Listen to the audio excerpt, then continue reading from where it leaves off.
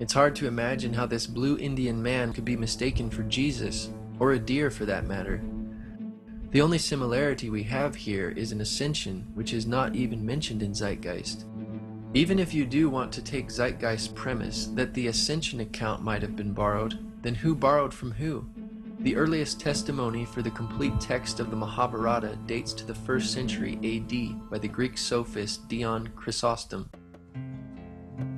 The available accounts of Dionysus' birth indicate that Dionysus was not born of a virgin. In the best-known myth, Dionysus was born through an affair between Zeus and a princess. In another version, Zeus mated with his daughter Persephone and she bore Dionysus. Dr. Edwin Yamauchi, professor of history at Miami University, confirms there is no evidence of a virgin birth for Dionysus. As the story goes, Zeus, disguised as a human, fell in love with the princess Semele, the daughter of Cadmus, and she became pregnant. Also, not only is December 25th irrelevant to Jesus' birth, there is also no reference to Dionysus being born on December 25th in any scholarly literature. Even some of Zeitgeist's sources, Timothy Freke and Peter Gandy, note that Dionysus' birth was celebrated on January 6th by some in Alexandria, which makes it of no relevance for copycat claims. Indeed, Dionysus was a traveling teacher. At any rate, this is a vague similarity that could be found in most ancient and modern literature concerning any figure with a message to share with others. But there are differences as well.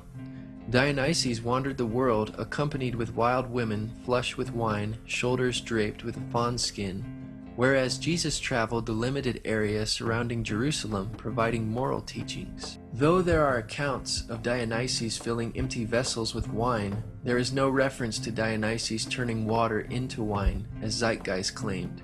And it is not surprising that Dionysus performed miracles involving wine, since he was the god of wine. One historical study explains, the ancient literature says that there was a spring with clear, sparkling, wine-colored water, very pleasant-tasting water in which the newly born Dionysus was bathed.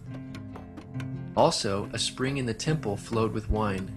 At Elis, the priests of Dionysus placed 3 large empty cauldrons in a sealed room to find them filled with wine when they returned the next day. However, from these references it is obvious that there are significant differences between the Dionysus legend and the story in John 2. The spring flowed with water, and the one at Andros flowed with wine, not wine that had once been water. And the empty cauldrons in the Elis temple were filled with wine rather than water subsequently changed into wine. Key elements in John's story.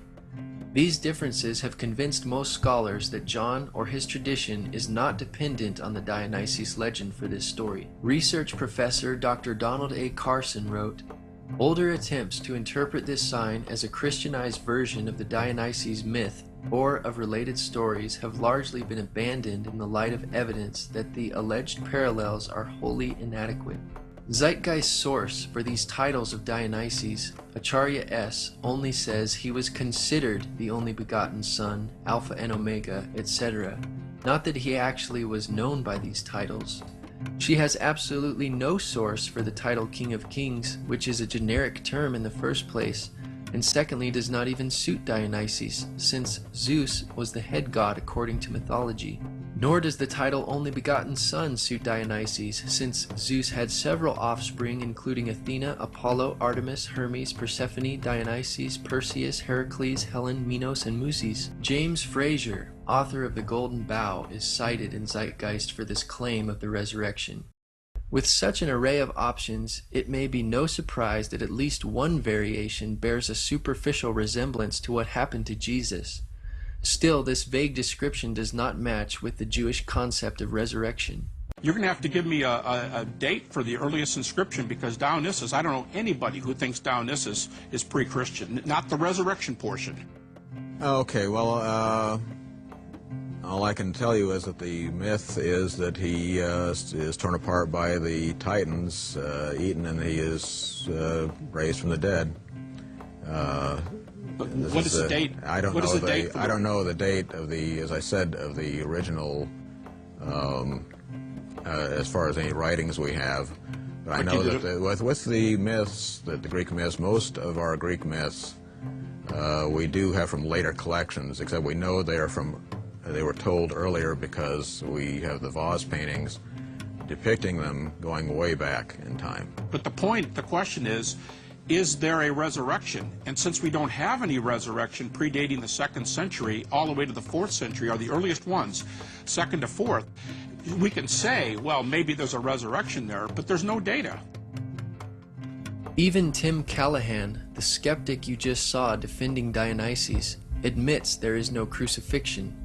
Even the skeptic Tim Callahan critiques the movie Zeitgeist, saying, "Perhaps the worst aspect of Part 1 of Peter Joseph's internet film Zeitgeist is that some of what it asserts is true. Unfortunately, this material is liberally and sloppily mixed with material that is only partially true, and much that is plainly and simply bogus.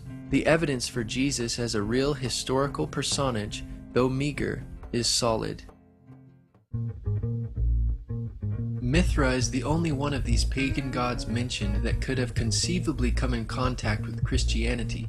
As the late Dr. Ronald Nash puts it, Mithra was supposedly born when he emerged from a rock. Unless this rock was a virgin, there is no virgin birth for Mithra. For the last time, December 25th is irrelevant to origins. The claim of Mithra having 12 disciples comes from Zeitgeist sources Acharya S., Timothy Freak, and Peter Gandy, yet there is no documentation for this claim in their books. Acharya S., Timothy Freak, and Peter Gandy now acknowledge that they got this idea of 12 disciples from a scene where Mithra is framed by 2 vertical rows of 6 pictures of what seems to be human figures and Mithra in the middle. The reliefs come from the 2nd century AD. Even if these reliefs were dated prior to Christianity, the Iranian Mithras had a single companion and the Roman Mithra had 2 helpers, which were tiny torch-bearing likenesses of Mithra himself. Mithra also had a number of animal companions, a snake, a dog, a lion, a scorpion, but not 12 of them. Mithra did perform a number of actions rather typical for any deity worldwide, true or false, and in both his Iranian and Roman incarnations. It must be remembered, however, that some general similarities would normally apply to any religious leader. However, these are not objects that require some theory of dependence. Besides, the mysteries were not practiced until the 1st century AD, and Mithraism reached the height of its popularity around the 3rd and 4th centuries, when it was particularly popular among the soldiers of the Roman Empire. But that rules out the possibility of influence on Christianity. In his book, Image and Value in the Greco-Roman World, Richard Gordon writes that there is no death of Mithras, and thus there is no resurrection of Mithra, nor is there a 3-day burial. Zeitgeist sources Freak and Gandy claim that the Mithraic initiates enacted a similar resurrection scene, but their only reference is post-Christian Tertullian's Prescription Against Heretics, chapter 40, which is also quoted in the Zeitgeist addendum. In context, this in no way proves Zeitgeist's point, because Tertullian was explaining how Mithraic practices, which were introduced into Roman culture after Christianity, copied Christianity. Mithraic practices were not even in existence in the 1st century when Christianity began, but they were beginning to emerge in Tertullian's time and apparently copying Christian and Jewish beliefs. The complete passage reads, "The devil, of course, to whom pertain these wiles which pervert the truth, and who by the mystic rites of his idols vies even with the essential portions of the sacraments of God, he too baptizes some. That is, his own believers and faithful followers, he promises the putting away of sins by a layer of his own. And, if my memory still serves me, Mithra there, in the kingdom of Satan, sets his mark on the foreheads of his soldiers, celebrates also the oblation of bread, and introduces an image of a resurrection. Therefore, in the very source cited by Zeitgeist and Freak and Gandy, Mithra celebrates and introduces an image of a resurrection, which can hardly be seen as a resurrection of Mithra, or for Mithraic initiates. Additionally, Tertullian's writing is significantly after the New Testament times. Dr. Ronald Nash affirms, "No claim can be made that Mithras was a dying and rising god. The tide of scholarly opinion has turned dramatically against attempts to make early Christianity dependent on the so-called dying and rising gods of Hellenistic paganism. Any unbiased examination of the evidence shows that such claims must be rejected. Sunday worship only appears in Roman Mithraism, and Acharya S. is apparently assuming that what held true for Roman Mithraism also held true for the Iranian Mithraism, but there is no evidence for this idea. It is therefore unlikely that borrowing occurred, but if there was borrowing, it was the other way around. Though the Bible teaches that Jesus rose from the dead on Sunday, and early Christians considered this the Lord's Day, they not only worshipped him on this day of the week, but every other day as well, as we read in Acts chapter 2, 46 and 47. And the Jews, such as Jesus, worshipped on the Sabbath, or Saturday. In the early 4th century, it was Constantine of the Roman Catholic Church who paganized the meaning of Sunday. His Sunday law of March 7th, AD 321 read, "On the venerable day of the sun, let the magistrates and people residing in the cities rest, and let all workshops be closed." Mithraism could not have influenced the Gospel writers because it was not even known to the Roman world at the time of early Christianity.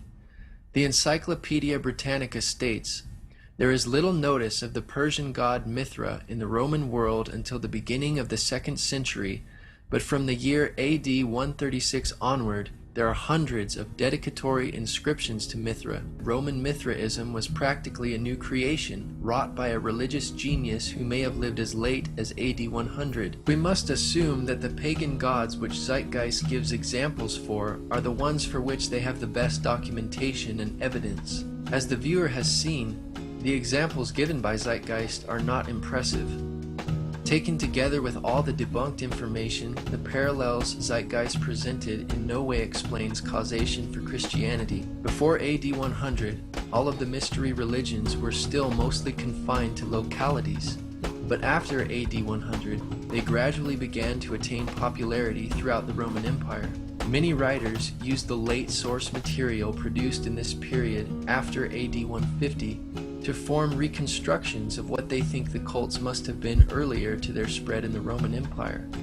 All of these sources and authors cited for these claims in the film Zeitgeist are not original primary sources, nor do they cite such primary or original material in their bibliographies. Even the majority of atheists and non-Christian scholars have rejected the idea that Christianity has been borrowed from ancient myths, including the well-respected Sir Edward Evans Pritchard, who wrote, "The evidence for this theory is negligible."